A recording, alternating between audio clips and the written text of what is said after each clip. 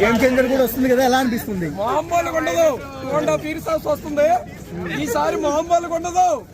దండయాత్ర చేస్తాం ఈసారి. ఎలాంటి రికార్డులు షేక్ చేయొచ్చు? మొత్తం ఏపీటీఎస్ లో అన్ని రికార్డులు బ్రేక్ చేస్తాం.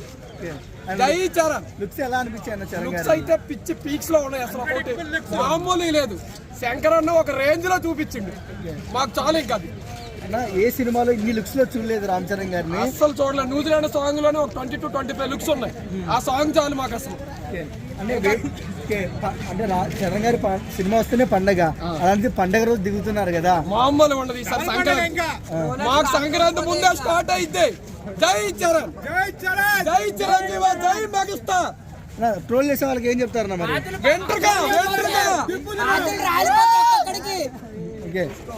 పండగకి చాలా సినిమాలు ఉన్నాయి, గేమ్ చేంజ్ చేస్తారా చరణ్ అన్న? ఏ సినిమాలు వచ్చినా మాకు సంబంధం లేదు, మాకు ఒకటే జై చరణ్. అండ్ R16 కూడా మిర్జాపూర్ లో మనం చూసాము, మున్నాబాయిని హీరోలు. ఎలా ఉంటుంది అన్న కాంబినేషన్? అయితే ఇంకా చింపుతాడు, అది వేరే లెవెల్. అది కాంబినేషన్ పడితే ఎలా ఉంటుంది అన్న? కాంబినేషన్ తర్వాత చూద్దాం, అది మామూలుగా ఉండదు, అది వేరే లెవెల్ లో ఉంటుంది. RC16 okay. అంటే స్పోర్ట్స్ లో వస్తుంది కదా సినిమా, కుస్తీ పందాలు అంటున్నారు, ఒకవేళ చూడండి ఎలా ఉంటుంది అన్న? అంటే చూపించాలి అన్న, బుచ్చాన్ని ఎట్లా చూపిస్తే అట్లా. ఏం చెప్తారు బుజ్జిబాబు గారికి మరి? మాకు పిచ్చి పీక్స్ లో ఉండాలి అంతే. ఆల్రెడీ మామూలు లుక్స్ వేరేలాగా ఉన్నాయి, ఇంకా మూవీలు ఎలా ఉంటాయో మరి చూసుకోవాలి. మరి మేము ఓకే వదిలేస్తాం.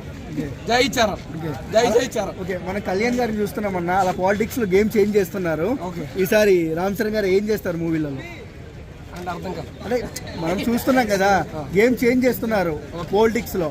సీజ్ ద షిప్ అని మన రామ్ చరణ్ గారు ఏం చేస్తారు? సీజ్ ద హౌస్ రెండు చూసాం కదా చిన్న ప్రోమో, సీజ్ ద హౌస్.